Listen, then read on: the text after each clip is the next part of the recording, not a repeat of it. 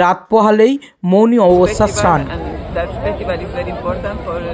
এবং এই উপলক্ষে বিভিন্ন নাগা সাধুরা এবং দেশ বিদেশ থেকে প্রচুর মানুষ কিন্তু এসেছেন। চলুন তাদের সাথে কথা বলে নিন। Hi madam. Hi. What is your name or your country?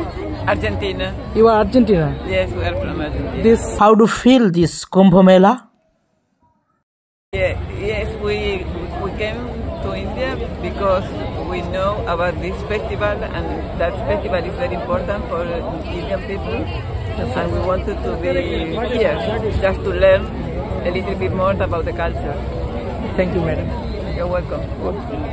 তো দেখলেন তো মহাকুম্ভ মেলা নিয়ে বিদেশি মানুষদের মধ্যেও কিন্তু কত উচ্ছ্বাস। আর দেখুন কত মানুষ হয়েছে।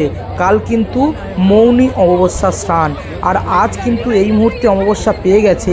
আর এই মধ্যে কিন্তু লাখো লাখো মানুষ কিন্তু অলরেডি সঙ্গমের পাড়ে কিন্তু একত্রিত হয়েছে এবং আগামী কাল কিন্তু হাজার হাজার নাগা সাধুরা কিন্তু এই কুম্ভ মেলায়, এই মহাকুম্ভে কিন্তু সন্ন্যাস নেবে এবং এবছর প্রায় 24,000-এর কাছাকাছি কিন্তু নতুন নাগা সাধুরা সন্ন্যাস নেবেন এবং তাদের কিন্তু এই প্রক্রিয়া অলরেডি কিন্তু শুরু হয়ে গেছে মহাকুম্ভ প্রয়াগরাজে।